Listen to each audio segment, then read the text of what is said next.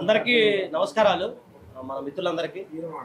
So ఏంటంటే ఈ విషయము ఈమె ఏంటంటే మాకు అడ్వకేట్గా మా ఆఫీస్కి రావడం జరిగింది ఈరోజు. సో వకాలత్తు కూడా ఇవ్వడం జరిగింది. దీనికి సంబంధించి అంటే యాక్చువల్ 3 days నేను అందుబాటులో లేకపోవడం వల్ల మా టీము ఈమెనే ఇప్పుడు కూడా మా టీము ఛానల్ ఏదైతే ఉందో మా టీము అడ్వకేట్ టీం ఏదైతే ఉందో ఇప్పటివరకు ఆమెను ఫాలోఅప్ చేయడం జరిగింది. సో నేను నిన్న అంతా న్యూస్ అంతా చూసిన తర్వాత ఈరోజు మా ఆఫీస్కి వచ్చారు, అడ్వకేట్ ఆఫీస్కి వచ్చారు. వకాలత్తు నాకు ఇవ్వడం జరిగింది. సో దీనికి సంబంధించి అంటే లీగల్గా మాత్రం మేము పోరాటం చేయడానికి సిద్ధంగా ఉన్నాము.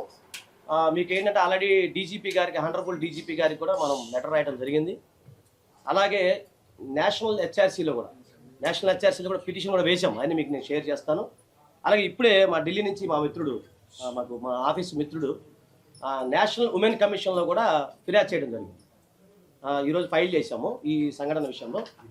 దానికి సంబంధించి ప్రతిదీ కూడా మా దగ్గర ఎవిడెన్స్ అంతా ఉంది. అది కూడా మేము కూడా క్రాస్ చెక్ చేయడం జరిగింది, ఇది అవునా కాదా అన్న. ఫస్ట్ మా టీంని ఏమి అప్రోచ్ అయినప్పుడు అది నిజమా కాదా, ఎందుకంటే చాలామంది వస్తుంటారు కాబట్టి.